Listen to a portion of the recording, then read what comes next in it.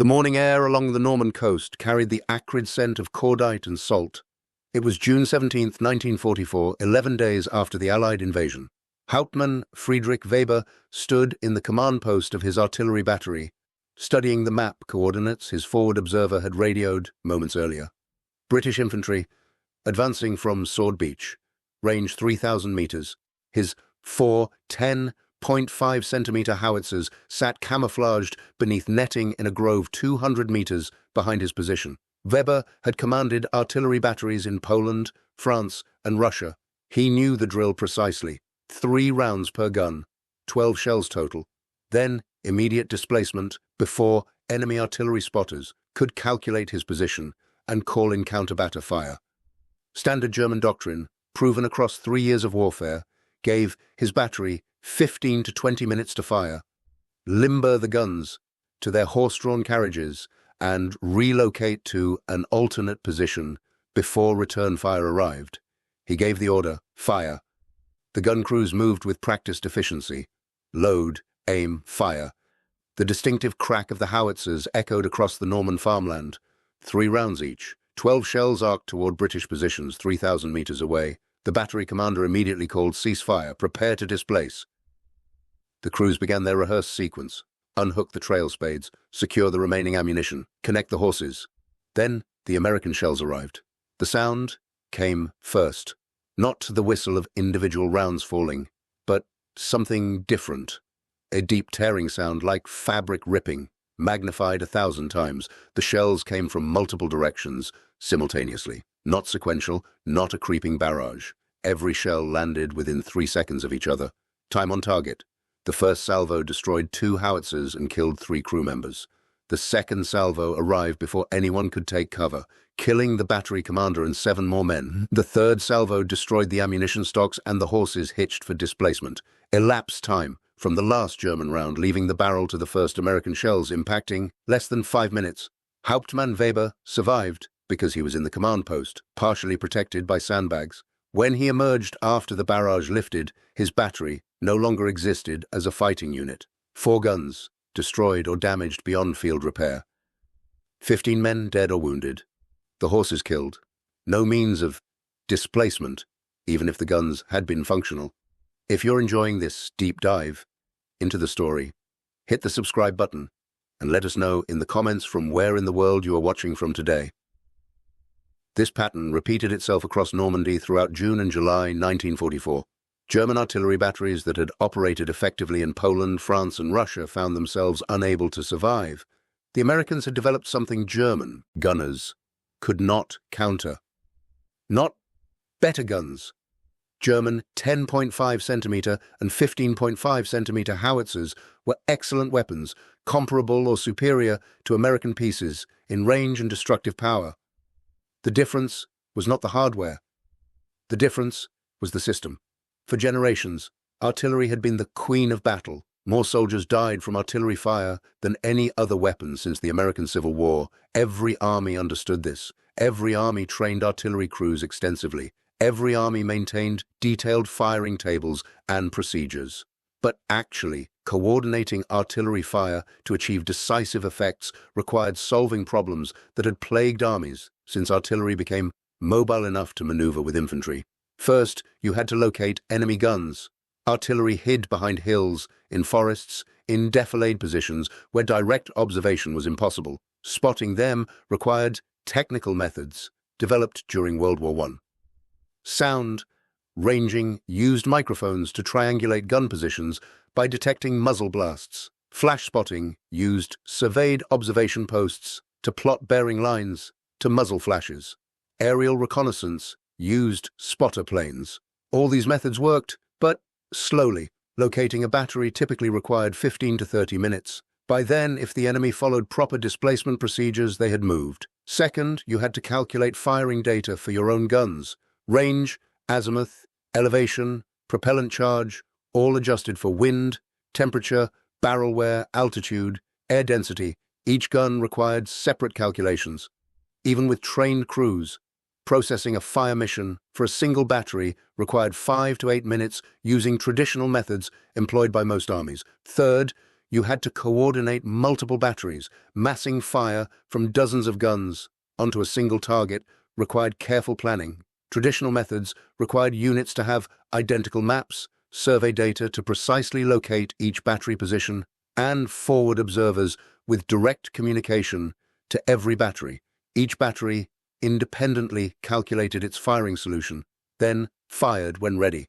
The entire process, from target identification to shells on target, typically required 30 to 40 minutes for a multi-battery strike. 30 to 40 minutes gave the enemy time to displace. German doctrine emphasized shoot and scoot tactics developed on the Eastern Front. Fire a few rounds, move to an alternate position, fire again. Mobility defeated counter-battery fire. If you kept moving, enemy shells always arrived at empty fields. The Americans changed everything. By June 1944, American artillery could deliver mass counter-batter fire within 6 to 9 minutes of target identification, sometimes faster.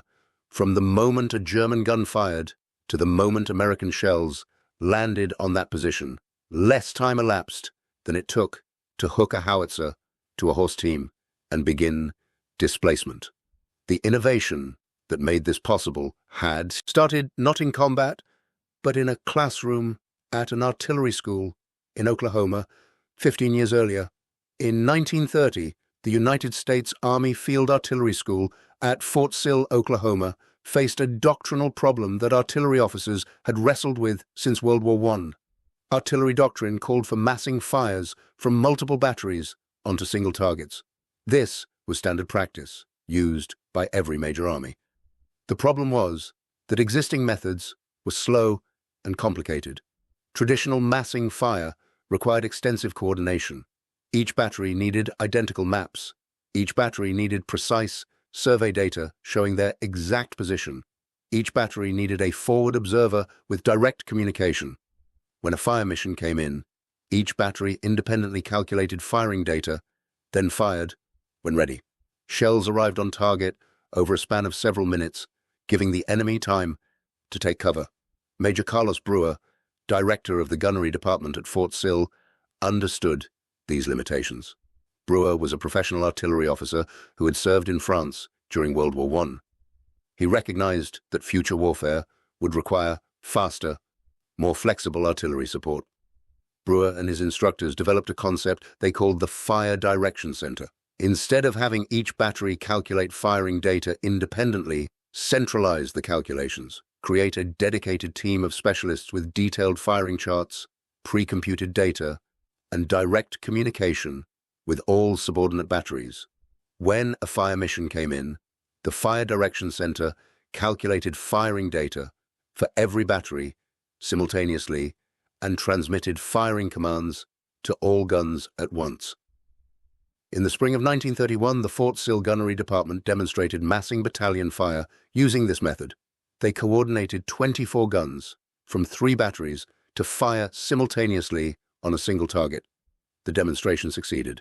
The Army adopted the Fire Direction Center concept as standard doctrine, but doctrine on paper differed from implementation in combat.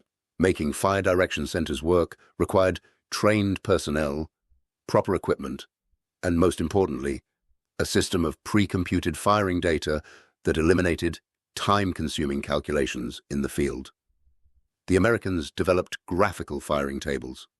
Artillery officers at Fort Sill created specialized chartboards with pre-computed firing data for every possible combination of range, elevation, propellant temperature, air density, and wind conditions. When a fire mission came in, the Fire Direction Center laid a calibrated ruler between the battery position and the target position on the map, read the firing data directly from the chart, and transmitted it to the guns. No calculation required. The entire process took 2 to 3 minutes. Other armies used firing tables too. British tables required mental arithmetic. German tables required logarithmic calculations. Soviet tables required referencing multiple charts. The American graphical method was faster than all of them. The second innovation was communications. Fire direction centers needed reliable communication with forward observers and firing batteries. The United States Army invested heavily in radio equipment designed specifically for artillery fire control. By 1941, every American artillery battalion had multiple radio nets linking observers, fire direction centers, and gun batteries. The third innovation was training. Operating a fire direction center required specialists who could read maps, use graphical firing tables, and coordinate multiple batteries under stress. The Army created dedicated training schools for fire direction center personnel. By 1943, every artillery officer and many enlisted specialists had received fire direction center training. The fourth innovation, the one that most terrorized German artillery crews, was called time on target. Time on target meant firing multiple batteries so all shells landed on target simultaneously. The fire direction center calculated not just range and azimuth for each battery, but also time of flight for each battery's shells to reach the target. Then, the center broadcast a countdown. Each battery fired at the precise moment that would cause their shells to arrive at the target at the same time as shells from every other battery. The result was devastating. Instead of shells arriving over several minutes, giving the enemy time to take cover, all shells from dozens of guns exploded within a 3-second window. The enemy received no warning. One moment, silence. The next moment, a hurricane of steel. The Americans first employed time on target in combat at Guadalcanal in 1943. By Normandy, American forces had refined the technique into a system unmatched by any other army. An American infantry company under fire could call for artillery support and have multiple battalions, potentially dozens of guns from across an entire corps sector, firing time on target missions within 9 minutes. 9 minutes from initial radio call to shells impacting simultaneously on target. This was not theory. This was standard performance, repeatedly documented in combat. But fire direction centers and time on target only solved half the counterbatter problem. They allowed Americans to mass fire quickly once a target was identified. They did not solve the harder problem of finding enemy artillery positions in the first place. That required technical target acquisition methods developed in World War I and refined over 25 years. Sound ranging, flash spotting, aerial observation, and, by 1944, radar. Sound ranging located guns by detecting sound waves from firing and using multiple microphones to calculate gun position through triangulation. American sound ranging units used electronic equipment that could plot firing positions on a map within 3 to 5 minutes of detecting gunfire. Flash spotting located guns by observing muzzle flash through surveyed observation posts at different locations. Multiple observers reported bearing to the flash. The fire direction center plotted where bearing lines intersected. Aerial observation used small spotter planes, usually Piper Cub L-4 aircraft, flying over the battlefield with an artillery officer as observer. The observer could see enemy guns firing, mark positions on maps, and radio coordinates directly to fire direction centers. The most advanced method, available in limited numbers by mid-1944, was counterbatter radar. The SCR-584 radar could track artillery shells in flight and calculate trajectory backwards to determine gun location. When radar detected a German shell, it provided gun location to fire direction centers within 90 seconds. Each method had limitations, but used together, the methods provided redundant coverage. If one method failed, another succeeded, and all methods fed targeting data to the same fire direction centers that could turn that data into mass artillery fire within minutes. The Germans had a similar target acquisition equipment. German sound ranging units were competent. German aerial observers were skilled when they could get aircraft airborne. But Germans lacked the integrated system that connected target acquisition to rapid mass fires. A German sound ranging unit might locate an American battery in 15 minutes, but coordinating a multi-battalion counter-battery strike took another 30 to 40 minutes. By then, American guns had displaced. The Americans integrated everything. Target acquisition units had direct communication with corps and division fire direction centers. When a target was identified, it entered the system immediately. The fire direction center assigned available batteries, calculated firing data, and had shells on target within minutes of target acquisition. In Normandy, Americans had another advantage. The terrain was relatively compact. The front line relatively concentrated, and American artillery was abundant. A typical American corps in Normandy had 8 to 12 artillery battalions under corps control, beyond battalions assigned to divisions. All those battalions could range anywhere along the corps front, and all could be massed against any target within minutes. German forces in Normandy first encountered the full weight of the American artillery system on D-Day itself. The 716th Static Infantry Division defended the coastal sector, including portions of Sword, Juno, Gold, and Omaha beaches. The division had been weakened by transfers to the Eastern Front. At 7,000 troops, it was significantly under strength. Many soldiers were Ostlegionen, Eastern volunteers, and conscripts from Soviet territories. On June 6th, the division's artillery elements attempted to provide fire support to beach defenses. American and British naval gunfire responded with overwhelming force. When German batteries attempted to engage from inland positions, American artillery spotters and Piper Cubs identified firing positions within minutes. Counterbatter fire followed immediately. The 352nd Infantry Division, holding defensive positions near Saint-Lô and Carentan, had been brought into Normandy by Field Marshal Erwin Rommel in March 1944 at full strength, approximately 12,000 men. The division's artillery regiment faced the full weight of American counterbatter capabilities from the first day of the invasion. Rommel had recognized before the invasion that Allied material superiority would be decisive. In situation reports to Commander-in-Chief West during early July 1944, Rommel explicitly noted the enemy's enormous use of materiel, above all artillery and tanks. His reports outlined why Allied breakthrough was inevitable. Citing enemy superiority in materiel, supply, and air power, combined with high German casualty figures, Rommel understood that German artillery could not operate effectively under constant observation from Allied aircraft and rapid counterbatter response.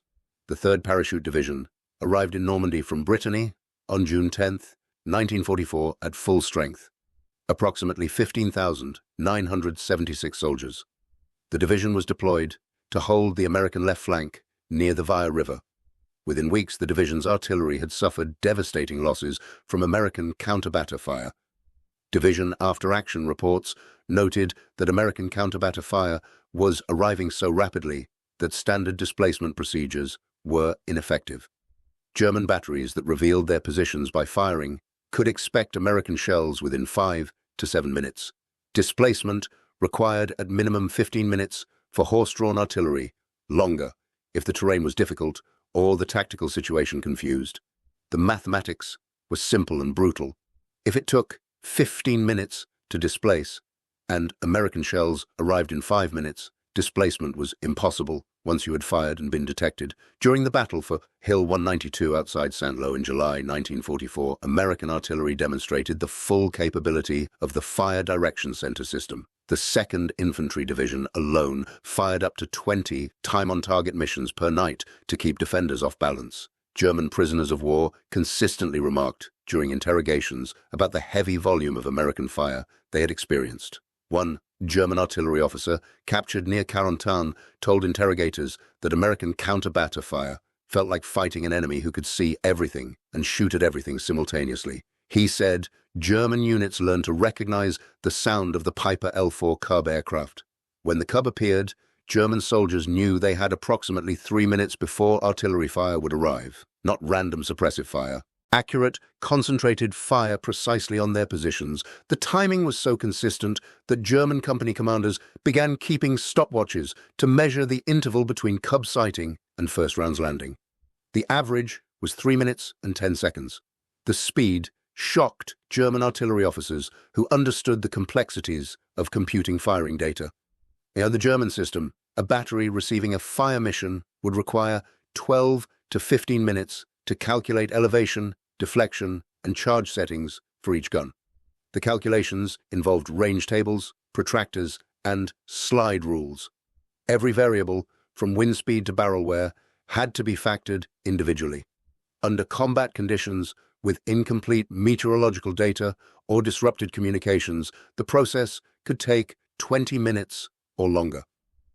The idea that Americans could receive coordinates, compute firing data for multiple batteries, coordinate simultaneous impact, and execute the fire mission in 3 minutes seemed impossible. But the Americans were doing it consistently. The L-4 Cub aircraft transformed artillery effectiveness. The L-4 was a military version of the Piper J-3 Cub, a small commercial aircraft modified with larger tires for rough field operations and radios for communication with ground units.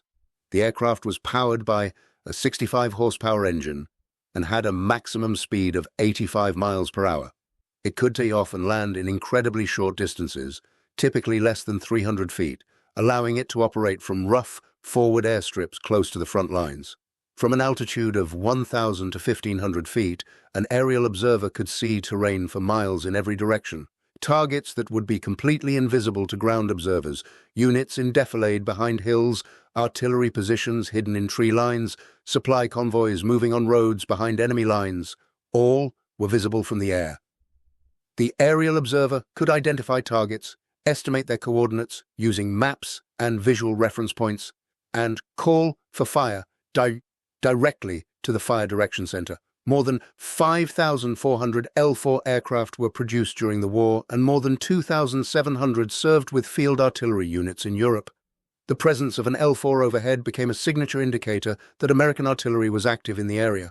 German soldiers learned to recognize the distinctive sound of the Cub's small engine and to take cover immediately when they heard it. German tactical manuals from late 1944 included specific instructions for what to do when L-4 aircraft appeared.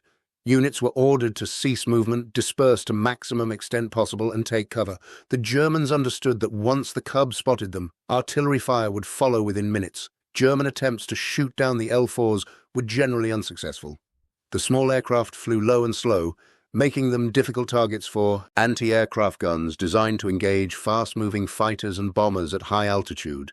The L-4s were agile enough that pilots could see anti-aircraft fire and take evasive action.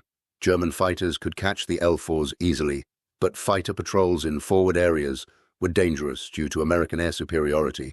German fighters tasked with intercepting Cubs often found themselves engaged by American fighter escorts. Many L-4 pilots flew their entire combat tours without being shot down, despite operating constantly over enemy territory. On the northern shoulder of the German penetration during the Battle of the Bulge in December 1944, American artillery played the decisive role in stopping German attacks. The 1st Infantry Division and supporting units were backed by massed artillery that included divisional artillery, corps artillery, and even artillery from adjacent sectors that could range into the threatened area. The Fire Direction Centers coordinated fire from 348 guns belonging to multiple divisions and corps.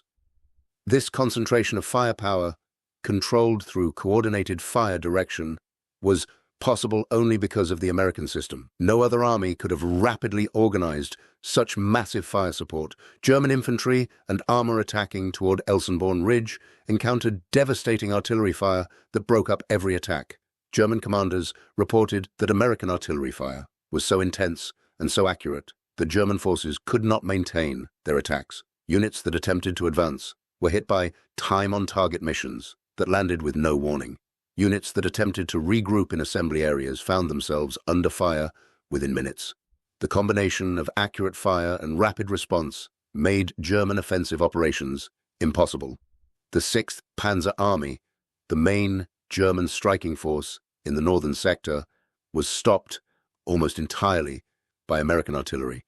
German tank losses to artillery fire were so heavy that several panzer divisions reported losing more than half their armor. The German official history of the battle, compiled after the war, attributed the failure of the northern attack primarily to American artillery, rather than to American armor or air power.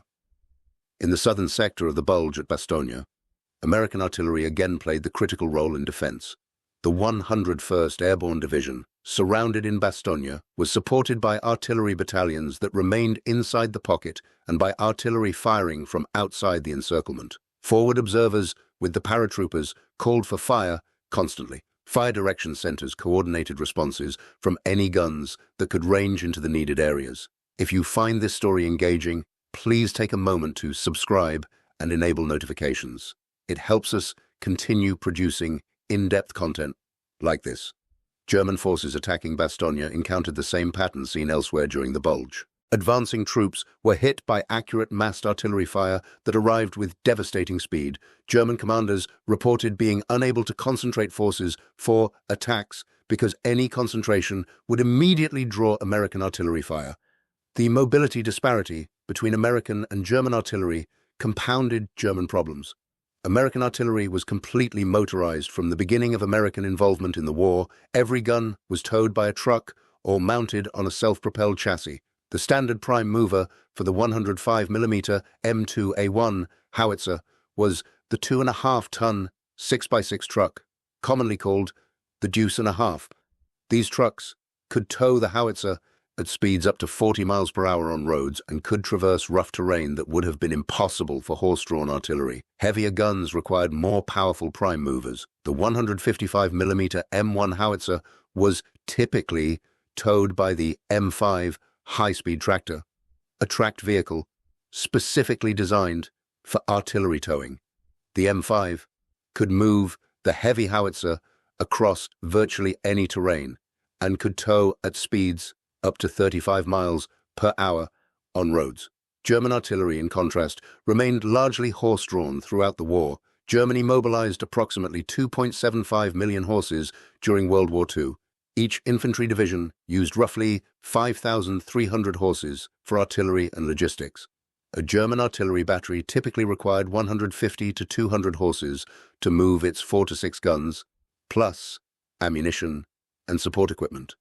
The horses required constant care, feeding, and rest. Each horse needed approximately 20 pounds of fodder per day. Providing this fodder in combat zones required substantial logistics effort. Horse-drawn artillery could move at most 25 kilometers per day under favorable conditions. In rain or mud, movement could be reduced to 10 kilometers per day or less. Hitching horses to guns, moving the battery, and unlimbering at a new position required 2 to 3 hours under good conditions. Under combat conditions, with enemy fire or poor visibility, the process could take much longer.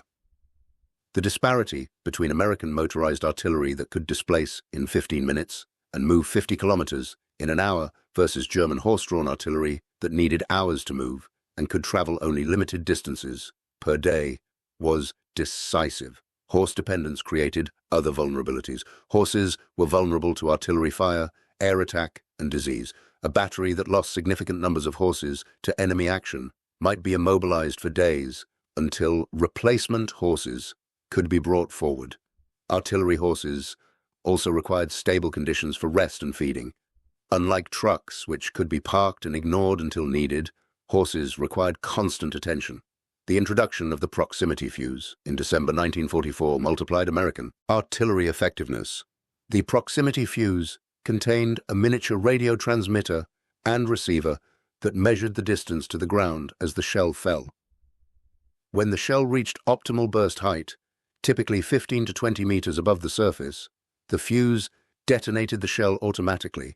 Every shell became an airburst without requiring complex time fuse calculations.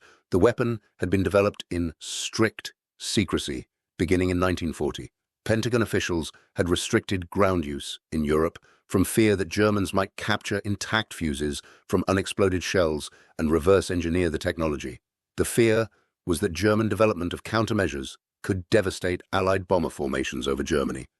The German Ardennes offensive in December 1944 changed the calculation.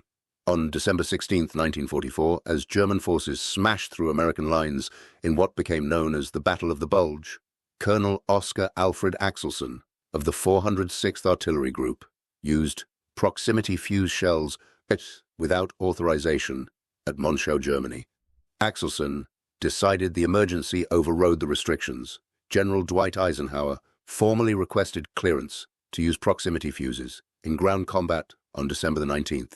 2 days later, on December 21st, all restrictions were removed. Proximity fuse shells were rushed to the front. The effectiveness against troops in trenches and foxholes was dramatic. Positions that would have provided good protection against contact fuse shells which detonate on ground impact offered no protection against overhead airbursts. Proximity fuse shells increased casualties by an estimated factor of 3 to 4 compared to contact fuses. The psychological effect on German troops was severe. German tactical doctrine emphasized entrenchment and overhead cover as protection against artillery. Soldiers who had survived months of combat, used proper field fortification techniques, suddenly found those techniques ineffective. Some German soldiers reportedly refused to take cover during bombardments, reasoning they were as likely to be killed in a foxhole as standing in the open. Throughout the Northwest Europe campaign, from June 1944 to May 1945, American intelligence officers conducted thousands of prisoner-of-war interrogations. The interrogation reports, now preserved in National Archives records, reveal a consistent and striking pattern. When German soldiers were asked what weapon they feared most, the overwhelming answer was American artillery, not American tanks, not American air power, artillery. The fear was documented in tactical behavior as well as words. German units developed elaborate procedures to avoid American artillery observation. They moved primarily at night when observation aircraft could not see them. They dispersed forces to avoid presenting concentrated targets. They limited artillery activity to brief missions, followed by immediate displacement. One Wehrmacht soldier captured near Saint-Lô in July 1944 told interrogators that American artillery felt like fighting an enemy who could see everything and shoot at everything simultaneously. The timing was so consistent, so mechanical, that it broke German confidence in their own tactical doctrine. For 3 years of warfare across Poland, France, and Russia, German artillery doctrine had worked. Shoot and scoot. Fire a few rounds, displace before counterbatter fire arrived. The doctrine assumed that enemy artillery would require 15 to 30 minutes to locate, coordinate, and execute counterbatter fire. That assumption had been valid against Polish, French, and Soviet artillery. Against American artillery, that assumption was fatal. German artillery officers who survived the war consistently identified American artillery as the most effective weapon they faced. General Hans Eberbach, commander of 5th Panzer Army in Normandy, noted in interrogations that American artillery superiority was overwhelming. German reports consistently emphasized that American forces could bring down fire on any German position within minutes, and that German counter-efforts were ineffective because American guns displaced too quickly and were too numerous to suppress. The cumulative effect of American artillery superiority was crushing. Military historians estimate that approximately 70% of all ground combat casualties in World War II were caused by artillery and mortar fire. This statistic applies to casualties in general, not specifically to German losses, but the proportion was similar across all armies. The effectiveness of artillery as a casualty-producing weapon far exceeded that of small arms tanks or air attacks, and American artillery was the most effective artillery system in the war. Field Marshal Erwin Rommel, commanding German forces in Normandy until his injury in July 1944, noted in reports to Hitler that American artillery coordination was far superior to German capabilities. Rommel emphasized that Allied control of the air, combined with highly effective artillery, made German counterattacks extremely costly and usually unsuccessful. Field Marshal Erich von Manstein, one of Germany's most capable commanders, commented after the war on the effectiveness of American trucks in increasing Soviet artillery mobility on the Eastern Front. Von Manstein noted that Lend-Lease American trucks allowed Soviet artillery units to reposition rapidly, giving them mobility that German horse-drawn artillery could not match. The observation was doubly significant, implying that even Soviet artillery, which most observers considered inferior to American artillery in fire control sophistication, gained decisive advantage from American-supplied mobility.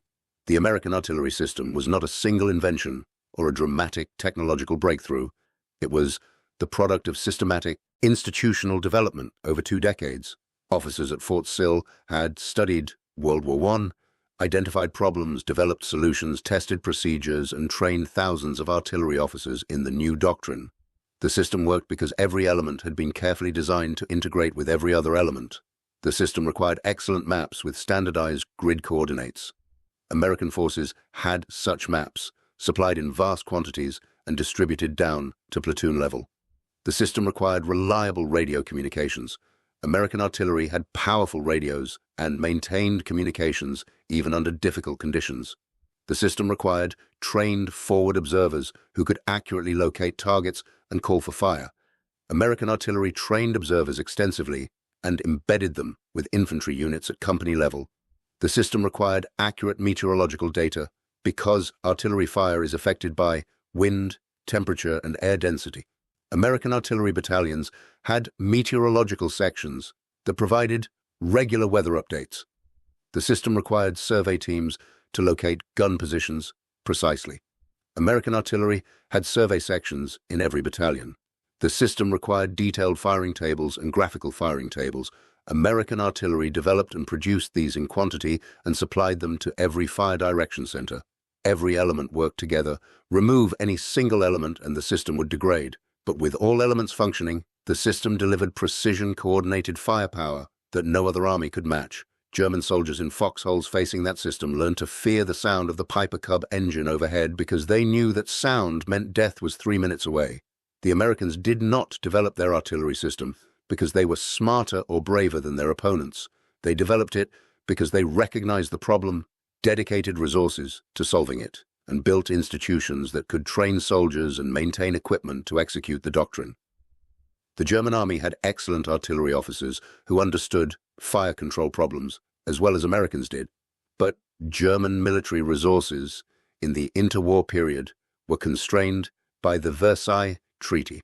When rearmament began in the 1930s, German doctrine emphasized tanks and close air support for mobile warfare. Artillery was important, but not the main focus. The Soviets had their own artillery doctrine based on mass and overwhelming firepower. Soviet artillery was effective in the massive battles of the Eastern Front, where targets were large and precision was less critical than volume. The Soviet approach worked for Soviet operational requirements. British artillery developed in different directions, emphasizing deliberate fire planning and systematic preparation. British artillery was highly effective and respected by German opponents, but only the Americans combined speed, precision, flexibility, and overwhelming firepower into a single integrated system, optimized for rapid response and continuous adaptation to fluid tactical situations. The Fire Direction Center system allowed American artillery to function like a single weapon, with hundreds of barrels, all controlled by a single mind, capable of massing devastating fire anywhere within range, within minutes of a target being identified. Major General Carlos Brewer, who pioneered much of the early doctrine, retired from the Army in 1946. He had commanded the 12th Armored Division during training, but was not permitted to lead it in combat due to his age.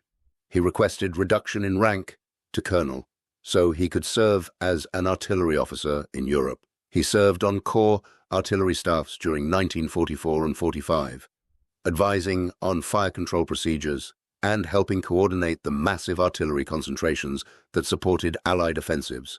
After the war, he returned to Kentucky, managed a small farm, and never sought publicity for his role in developing artillery doctrine. He died in 1976 at age 85. Major General Orlando Ward, who developed the Fire Direction Center concept, had a longer military career. He commanded the 1st Armored Division in North Africa and later served as commandant of the Field Artillery School during World War II. After the war, he remained in the Army and eventually retired as a lieutenant general. He wrote extensively about combined arms operations and artillery employment, publishing articles in professional military journals. He died in 1972 at age 79. Neither Brewer nor Ward received widespread public recognition for their contributions. No monuments were built, no popular histories told their stories. The official histories of World War II artillery credit the Field Artillery School generally and mention many individuals, but Brewer and Ward appear primarily in specialized military publications rather than popular accounts. Yet, their work saved thousands of American and Allied lives by enabling artillery to suppress enemy forces so effectively that infantry and armor could advance with reduced casualties. And their system killed tens of thousands of Axis soldiers who had no effective defense against precision-coordinated fire. The Fire Direction Center concept spread throughout the American military and became standard NATO doctrine. After the war, the Soviets developed their own version of centralized fire control, though it remained less flexible than the American system. Modern artillery fire direction is directly descended from the concepts developed at Fort Sill in the 1930s and refined through World War II. Digital computers have replaced graphical firing tables. GPS has replaced survey techniques. But the fundamental concept remains unchanged. Centralized control, pre-computed data, rapid coordination of multiple batteries, flexible allocation of fire support. Assets. The story of American artillery's superiority in World War II is not a story of individual heroism, though individual artillerymen certainly performed heroically. It is not a story of technological miracles, though the proximity fuse and other innovations were important. It is a story of systematic institutional development, of doctrine written carefully in peacetime by officers thinking about future wars, of training programs that drilled procedures until they became automatic, of logistics systems that supplied millions of shells to thousands of guns operating continuously for months. It is a story of communications networks that kept artillery coordinated even under the chaos of combat, of maps and surveys and meteorological data and firing tables all prepared in advance so that when combat began, the system would work, of thousands of officers, non-commissioned officers, and enlisted soldiers who learned their roles and executed them professionally under intense pressure. The German army had excellent artillery equipment and skilled crews, but Germany did not have a system. German artillery operated battery by battery with limited coordination and no centralized control, capable of rapidly massing corps-level fires against targets of opportunity. When German artillery faced an enemy with a true integrated artillery system, backed by the largest industrial economy in the world, German guns were simply overwhelmed. The war in Europe ended on May 8, 1945. American artillery fired its last combat missions that morning, suppressing scattered German resistance in Czechoslovakia and Austria. The guns fell silent. Forward observers packed their radios. Fire direction centers shut down their plotting boards. The system that had broken so many German attacks, that had enabled Allied victory at acceptable cost in casualties, stopped operating. But it did not disappear. The doctrine survived. The training survived. The institutional knowledge survived. When American artillery went to war again in Korea, in Vietnam, in the Persian Gulf and Iraq, the system worked. The weapons changed. The technology improved. But the fundamental concept remained: centralized fire direction, rapid response, flexible coordination, mass fires delivered with precision against any target within range. That is how wars are won. Not through spectacular battles or individual acts of courage, though those matter. Wars are won through logistics, training, doctrine, and systematic execution, through officers in classrooms developing procedures, technicians maintaining equipment, logisticians moving supplies, and soldiers executing their tasks professionally under pressure. Through the thousands of unglamorous activities that make military systems function effectively, American artillery in World War II worked because the system had been carefully designed, thoroughly tested, properly resourced, and professionally executed. German soldiers facing that system learned that there was no defense. They could dig deeper, move faster, hide better, but when the Piper Cub appeared overhead, artillery fire would arrive with mathematical precision. That certainty, that inescapability, that mechanical efficiency of death from above broke the Wehrmacht's ability to fight effectively in Western Europe. Not tanks, not air power, artillery, the weapon that the Americans had perfected through years of careful development, the weapon that gave no warning, offered no escape, and demonstrated that modern war is won by systems and institutions rather than individual weapons or heroic actions. The title suggests that American guns could fire 12 shells before a German gun fired one. The reality was more nuanced, but equally decisive. American artillery crews using the M2A1 105mm howitzer could achieve a maximum rate of fire of 10 rounds per minute, roughly double the German Lef-H-18's 4 to 6 rounds per minute. But the true terror wasn't the rate of fire from individual guns, it was the rate of response from the entire system. A German battery might fire 3 rounds per gun, 12 shells total, and begin displacement procedures, confident that doctrine gave them 15 to 20 minutes before return fire. But American fire direction centers could coordinate counterbatter fire from multiple battalions within 3 to 9 minutes, before German crews could unhitch their guns from horse teams. American shells were landing on their position, multiple batteries, dozens of guns, all firing time on target, all shells arriving within 3 seconds. The German crews never got their second salvo. Many never survived to attempt displacement. That was the reality German artillerymen faced. Not a comparison of individual gun performance, but a confrontation between their doctrine and an American system that had fundamentally changed the mathematics of artillery warfare. And against that system, German artillery doctrine, proven across Poland, France, and Russia, simply stopped working. Thank you for watching. For more detailed historical breakdowns, check out the other videos on your screen now, and don't forget to subscribe.